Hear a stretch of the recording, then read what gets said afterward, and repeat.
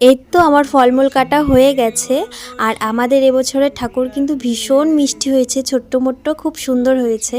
আর এই ঠাকুর নিয়েও অনেক কাহিনী হয়েছে আজকে আমি আর বাবা যখন বাজারে গিয়েছি, একটা লক্ষ্মী ঠাকুরও ছিল না। যেখানে যেখানে ঠাকুর নিয়ে বসে সেখানে কোনো ঠাকুরই ছিল না। তারপর অবশেষে আমরা একটা জায়গার খোঁজ পাই, সেখানে যাই। তো সেখানে গিয়েই আমার এই মিষ্টি ঠাকুরকে নজরে পড়ে। এক দেখাতেই আমি বলেছি, বাবা এই ঠাকুরটাকেই নিব, অন্য আর কোনো ঠাকুর দেখিনি। তো আমরা সেখান থেকে এই ঠাকুরটা নিয়ে চলে আসি। যাই হোক, ঠাকুরকে তো ঠাকুরের জায়গায় বসানো হয়ে গেছে।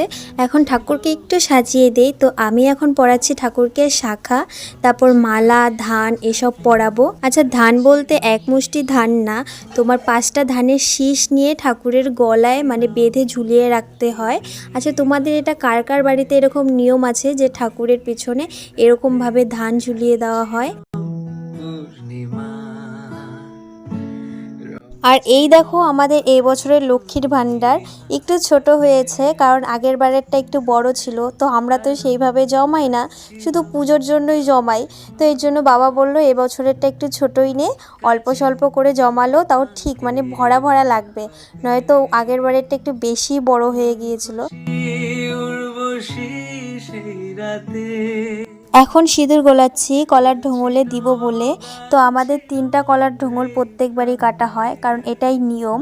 একটার মধ্যে হচ্ছে মশলাপাতি, তারপর একটার মধ্যে ডাল চাল, আরেকটার মধ্যে ধান সোনা রূপা, যে যেরকমটা পারে 3টার মধ্যে দিতে হয়।